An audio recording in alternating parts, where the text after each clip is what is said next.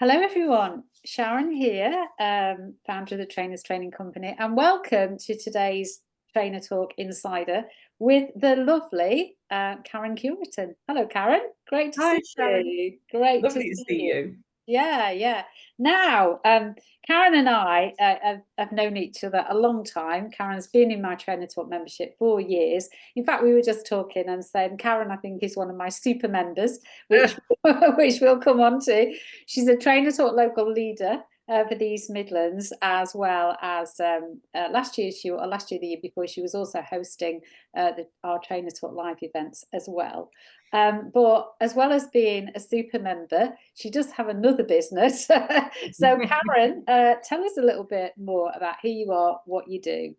Okay, well, thank you, Sharon. And yeah, I am proud. I was working now. I think it's 6 years I've been a member for now. Wow. So I am a social media trainer, but I have a very specific way in which I run my social media training, which is I'm very passionate about giving people an understanding of core elements of how to get results. My favorite platform is LinkedIn, but I also train in Instagram and Facebook too.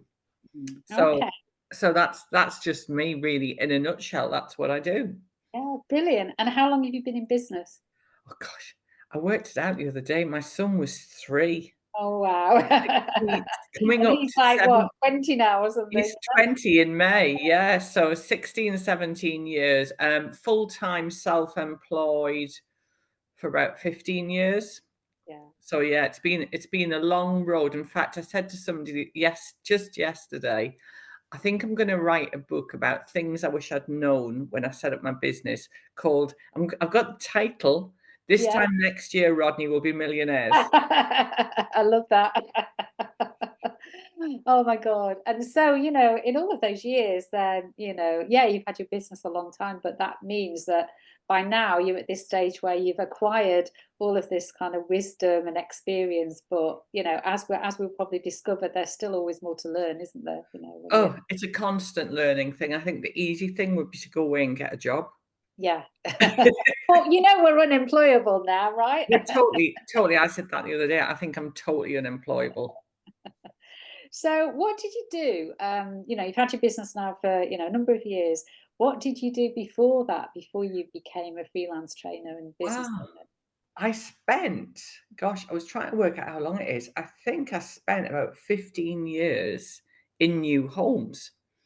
And I spent, I've always worked in sales, but, but for the big chunk of my professional life, I worked in sales in new homes because I saw that as a great career path for a woman that didn't have a degree. I didn't go to university. I wanted to get out and work, earn a living, but I was really passionate about helping people. Mhm. And so when I left, when we had our son, I was sales director for a national house builder. I absolutely loved my job. In fact, I've just been writing a presentation for a group I'm in about how I got to where I am. And it Wow. felt really strange looking at that world because I couldn't see myself back there now. But do you know what? When you are working with people going through one of the most stressful experiences of their life teaches a lot about human behaviors. Yeah. And I think that taught me so much. Yeah. I think that taught me so much and so much about running your business and having a successful-ish business is all about relationship building. And Mhm. you do that when you're selling something really high end. You're not selling a lipstick or a chair. You're Yeah. selling something that is a very emotive purchase. So you have to build relationships. And I think that taught me a lot about that. Yeah. I never thought about it in that way before, but you're Mm. right, because, buying a house as you're speaking to a person who's bought like so many houses over the years, has moved around, a lot. It is a really, Mm. they do say it's like the biggest financial investment that you're ever going Yeah. to make. So added to that, the sort of ridiculous system that we have in this country, in the UK, of the buying and selling, Mm. which makes it far more stressful than it probably needs to be, then that does make the it's job, huge. somebody like the job that you were doing, there's a lot, that you've Mm. got to consider, I'll give you some perspective. Up until I married the current Mr. Cureton, the current. I've moved house 24 times. Oh, wow, worse than me then. Yeah, and, most of that through my childhood, but latterly, until I met and married my other half and we moved to the East Midlands, over 24 times. Wow, It's gosh. So you know a thing or two about moving house. So You'll have that to was the compare thing is notes one I day. could empathise, and when you can empathise, the first thing I used to say when I was interviewing new potential sales negotiators, I'd say, "How many times have you moved house?" Because if they'd been living in the same house for a long time, they didn't have a sense of the stress and anxiety it causes people, and you've got to be relatable, just as we have doing what we do now. Yeah, for sure. So you were in this job then, which you obviously really loved. So what was it then that inspired you to leave that job and set up your own business? Well, having a child Yeah, and waiting a long time to have a child, I think was a big thing. Um, I didn't want him to be brought up by childminders, and I think that's the challenge is when you have that life. But the big part of my job that I absolutely loved was the training of my sales team. So I was trained as a trainer, and when I was first off after we had Josh, I was very much doing freelance training work, training other house builders teams to sell their right. stuff. So I really enjoyed that, which was great. And so that was for me the starting point of setting up my consultancy. Mm. And how did you feel about that when you first Oh, it did was really weird. It it? was really weird because I went from the phone ringing constantly Yeah. through never having 5 minutes Mm. to the phone not ringing Yeah. and having to learn a whole new set of skills, doing the books. Um, I knew a lot about marketing because I was in sales and I worked very closely with the marketing team. So I knew about that, but having to manage my budgets because I didn't have any funding for the business, all of that's really tough. And I think it's lonely. I think that's the big thing. I think running your own business can be incredibly lonely. Yeah, yeah. Did you ever I'm just sort of trying to picture you kind of I don't know, were you working from your home at that Yeah, stage? yeah, work from home, So, yeah. okay, so I'm trying to picture you where were you working? In your kitchen, in your No, bedroom? no, I was quite In lucky. We've got a study. I've got my own office. So people who we bought the house from actually they run their business from home. They were ahead of themselves 20 plus years ago. yeah, And yeah, I sit there and think, right, what do I need to do? What are my priorities? Earn some money. How am I yeah, going to earn some money? Well, I need to find a way to meet new people because I'd also moved away from my hometown. So I didn't know anybody really because the company I worked for was based in Birmingham mm, and we're like 45-minute drive away. yeah, And it was really tough. So I had to think, I need to find a new tribe. yeah, And I started networking. That became my lifeline, really, meeting new people who get what you do. And mhm, I think sort of fast forward to trainer talk. I remember the first time I walked into a gathering of trainers. I don't know if there's a special word for that, but yeah, I walked in there and thought, "Oh, these are my people." yeah, Because when you run your own business, I think you've got so much to learn. It's a really steep learning curve. Um, and not only have you got to earn money doing what you do, you've also got to be head of marketing, head of finance, head of everything. yeah, And how you manage all of that is horrendous. I think a lot of people, if they're honest, would say it's overwhelming. yeah, yeah. And I'm just kind of trying to picture you now sitting in your study, in your home, after having left this job that you really loved, and you've Mm, been in for a long time, and presumably, you've got Josh now and all of that yeah, stuff, and yeah. a little 2-year-old or whatever. Did you ever sort of think to yourself, what the hell have I done here? Yeah, yeah. Especially when I had recruiters calling me and offering me like 75 grand a year to go and work for another house builder. Um, and, you know, big financial impact because I was the major wage earner. So that was tough. Yeah. Um, but having those moments with that little person that we'd really waited a long time to have was the big thing. I think it was really I think there were a lot of times when I thought, "Do I just go out and get a job?" And times when I thought, "Have I made a mistake?" I think, if I'm honest.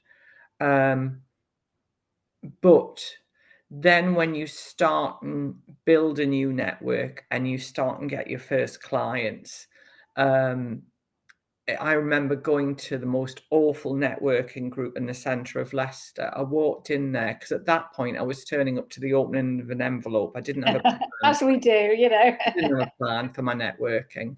Walked in there and it was full of, and nothing against them, it was full of holistic businesses that didn't really take their business very seriously. It was like a little bit of pin money, Okay. which some of my in-laws, I think that's what I do. Um, And I walked in there, I thought, "Oh, what an absolute mistake you've made." But then, actually, this woman walked up to me, put her hand out, shake my hand, and she went, "You're Karen." She said, Oh, "I've been dying to meet with you." And she is a partner at a law firm, and I've been working with her ever since. wow. Was she your first client then? She was one of my early long and, you know, she still is. I think it's coming up to 8, 9 years we've been working together. Yeah. So I train their new lawyers. I manage the social media for their team. There's a lot that I do for them. And that was a big learning point is actually you walk into these events, you think, yes, that was a mistake. The audience wasn't my audience, but Yeah. actually the person that running it was. Yeah. And I think you have, you know, the skill sets that you have to learn, like learning to be a good networker, because when you work for yourself, you need to go networking. Mm, And that was a big moment for me when I started. I think when I started to realize the power of networking. You mm. know, I joined Athena 10 years ago. Yeah. Can't believe that, 10 years 10 ago. years ago. Wow. I'm wondering if Jacqueline that runs Athena is going to give me a long service badge. Yeah. You're another super member of there as well Yeah, as Tony I'm Talk. very loyal, but Loyal. you You know, are very loyal. Yeah. but I love Athena, and Athena was very good to me, especially in the early days. Mm, And I think that's the thing is you have to learn this skill of networking. And I'm a bit of an introvert, extrovert. I've only realized in the last 5 years that that's what I am. right. Yeah. So to go networking to room my husband always says he's really shocked because he knows that that's me, Mm. is that I flew all the way to Australia and didn't speak to anybody. I put That would headphones be in me. headphones in and pretended I was listening to music. But, you know, I think you have to, you know, I always say, and I say this to my clients about putting themselves out there on social media. What if, what if you do this and you consistently do this, and within 3 to 6 months' time, you've attracted a new client? Mm. It's just the same with social media. It's just the same with networking. Networking is networking. People forget social media is actually called social networking. Exactly. Yeah. I always say So that. Yeah. We so talk I always about am as say, you know, I embraced networking as and it's become a big part of my I had an inquiry through my website 2 weeks ago, and when we jumped on a call, the woman turns out she was referred to me by somebody who I met when I visited another Athena group, and she's just booked 3 hours with me, just like that. So that. that's the power of building a network. I think that's the hardest thing, but the best thing that you do. Yeah. Yeah. It's because it all works through people, doesn't it? It's all works through It's all people. relationships. All It's relationships. like it's Yeah. like there's a lady who's in our Athena local group in Nottingham, and I've known her for 6 years. She's only just decided that she's ready to work with me, and that's because I'm showing up every month. She knows me, she Yeah. likes me, hopefully, she trusts me. Yeah. Yeah. Yeah. And That's that's absolutely how it works. So, you told us about the challenges of setting up Mm. a business and how you were feeling when you were sitting in that Mm. at home on your own. And you told us a little bit about how you get your clients now. Mm. You've moved from that time, and you do have this successful business, and you do have plenty of clients. And networking has been a really big part of that. What are Yeah. some of the other ways that have helped you to get clients? Well, oddly enough, social media. Oddly enough. So I would say it almost becomes, it's almost, I think there's almost three channels for me to attract new clients. Networking, definitely. That definitely works for my business. But I think, anybody who's considering network, be really careful about the type of networking you do. Be really clear about what works for you. Referrals. So existing clients referring people is a big part of my business. People will have worked with me and say, oh, I did this with Karen. It was really helpful. I got this result. And that's great. So the referrals are great, and social media. But I also, that's sort of the official channels. But then, I do email marketing. And, one thing that I would say that I've learned, especially in the last year, is I did a lot of training in COVID around email marketing, invested quite a lot of money in it because it is something I think everybody should have in their marketing portfolio, love it or loathe it. But a lady signed up for my LinkedIn workshop last March, and I looked back, she'd been on my list for 6 years. She'd never engaged with anything. So I think, email marketing is key. I haven't got a big budget. Last year I did an SEO campaign, didn't actually deliver anything, but it was good to raise the profile of the business. But I think networking is huge. Client referral schools. I'm just setting up an affiliate scheme so existing clients can introduce my memberships and get a thank you. Ask me in 6 months how that's gone.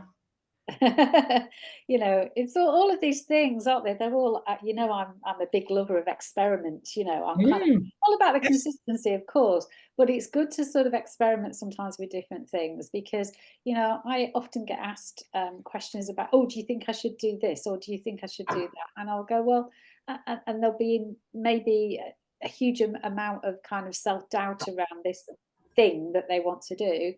And so what do you think, Sharon? And I'm like, well, I don't know. Like the only thing to actually really find out is to go and do it, right? And then Yeah. when we've done it, then we can go, oh, that worked, or it Yeah. didn't work. And, It's and different things will work at different times as well. I really interesting. I did something different this morning. So my membership for women in business, we're just about to completely relaunch it, and I've got those women in a group from last year's membership. I'd sent them 3 emails over the period of a couple of weeks to say, your membership's coming to an end. We're going to be doing this. This is your options. And only one person engaged with that group email. So this morning I tried something different and I sent personal emails because there wasn't hundreds of them. I sent personal emails to each of them just saying, I'm not going to do a sales pitch on you, but just want to remind you in case my group email dropped into your junk. I felt as I just want to check in with you in case you hadn't seen it. And this is what's happening. And already I've had 3 replies. yeah, I do that a lot. I send personal emails because I think there is something about, yeah, we'll go for my mailing list, but with the Yeah. way the filters are and everything these days, they do, a lot of them do end up in junk. But if Test and you send measure. from your own email address, Yeah. it's Test and measure. through. Absolutely. Absolutely. All right. So, wow. So, learned a lot then over the years. Just to sort of kind of summarize the sort of all the things that you've been saying there, and you did allude to it because you said, I'm thinking about writing a book and on all the things I wished I'd have known before I started out. What's the one thing that you wished you'd have known before you started out? How tough it was going to be. But yeah, I think how tough it was going to be. I had dreams of buying a house in Norfolk. I had all these dreams. And I think if somebody sat me down and said, we didn't have, my dad had his own business, but it was very different. He was building houses, funny enough. That's how I got involved in property. But I think it's nobody tells you how tough it's going to be, how lonely it's going to be Mm. at times. And you're your own cheerleader Yeah, yeah, at yeah. times. At times, yeah, yeah, You yeah. know, you need to build a network around you of people that you trust. And Mm. I wish I'd known back then that would probably take me three 3 years to start and get established. I think it's different when you are already established in your local business community as a business, as an employee. But actually, for me, it was even harder because I didn't know anybody. Mm. I had no network at all. Whereas if I'd been up in the Northeast and starting to do this, it would have been totally different. It would have been totally different. Yeah, very similar to me actually, because Yeah, yeah, I was I just had thinking this. that as I I said moved it. up from, from down south up to the Midlands, and left my old job, and then decided to, have my own Yeah, business. Didn't know anybody, so doubly hard. And so I had yeah, to it is. all of that stuff, make new connections, and Yeah, couldn't find a network thing, so I decided to start my own, and all of that yeah, stuff. So it's doubly hard, but that is so important. And so that sort of support then, and sort of knowing that it was really isolating, mm. and feeling that there was that need to have something around you. Is that what made you decide to join Trainer Talk the first time that you came across Yeah, yeah, yeah. Well, it was I think I know somebody called Sharon Gaskin who had a strategy. I think you invited me to speak at an event. it? I did, yes. And, I came along and I just thought, "Wow, I wanna hang out with these guys all the time." And I came home and you hadn't even emailed me about joining or anything, just pushed the button, joined. And I think that's taken that whole network to the next level because as self-employed trainers, coaches, we really get each other. We get the client challenges when they don't respond to proposals and they move dates randomly or they become unreasonable. And Yeah. we've got this wonderful place where we can vent, Yeah. absolutely vent, but also more importantly, ask for ask for advice and support. And I think what you've created, it sounds a bit sycophantic, and that's not my style, but it is a very special space because I spoke to somebody the other day actually about it, and I said to her, I said, "You need to have a look at Trainer Talk because she's a coach." And I said, she said, "I didn't know there were places that could support people like me." Mm, yeah, yeah. And it is so important. That's really why I set it up in the first place, Mm, my mm, vision, to sort of have this. Wouldn't it be great where there was somewhere that you could go where, mm. everybody understood, everybody had the same Yeah, challenges, there's loads of stuff around for, helping you with your business, but yeah. talking about training businesses here, and Mm, other freelance trainers, and so which is, which can be quite different. So you've been a member for, as I've already said at the start of this, for 7 years now, did you say? 6, So 6, super member, 6 years. yeah. So what's been the biggest, benefit for you of being part of our, as you call it, our special club? It is a special club. I think I think it's access to the expertise of people that I wouldn't have maybe been able to access their knowledge. So some of the highlight sessions I think have been really good. I remember back in 2020, can't think what happened then. I remember Neil Shawnee delivered a whole session about delivering virtually. Yeah, And that was invaluable at that time that we did that. But I think, I've met people that I wouldn't have connected with otherwise. mm, I've also had the opportunity to deliver some sessions for you, which I really always enjoy. But also I've actually gained clients as a result of that, which I will be extremely grateful of because actually it was 2022, I had COVID, and I mm, woke up in the middle of the night Don't know, I had a fever or something. I felt awful, and realized that actually 70% of my clients for the last 18 months had been trainers and coaches. Yeah, yeah, yeah, And a lot of them I wouldn't have met if I hadn't been part of Trainer Talk. So I think you join Trainer Talk because of the learning, the community, the that sense of people who get what you do. But sometimes the sidebar, and I know people that I've introduced to Trainer Talk have also got clients from it. And it's not a top reason to join, but actually it's a lovely benefit that you wouldn't necessarily think about. yeah. I'm just amazed actually at the number, um, is that right? The number of business, the amount of business, should I Yeah, say, the it's a lot of amount of business business that's done. put up, Yeah, shared between the trainers yeah, up yeah. over the years. And that's just the stuff that I know about. There's probably loads of other stuff that I don't know about because people don't tell you, then you don't, No, do I you? agree. I agree. So it is quite staggering. Have there been any particular challenges that Trainer Talk has helped you with over the years, do you think? I think when I was first setting up my social media for trainers membership, I think when it's your thing, it's hard to take a step back. And I remember on one of the group sessions, the clinics, I remember joining that with that specific problem and saying, you know, it's my thing and I can't get my head round about how to frame this. And I still have the notes from that actually. I found them the other day because it is hard because I think we're hardwired as humans to talk about features rather than benefits. And what I couldn't unpick myself, it was like I was stuck on this track of what it was, not what it did for people. And actually joining that clinic session was invaluable because it really helped me get a sense of what it really meant to people. And as a sales trainer, I did years of sales training. I know all this stuff. And I think that's the thing is it's almost like get over yourself, Karen, and this is what we need to do was what I was told.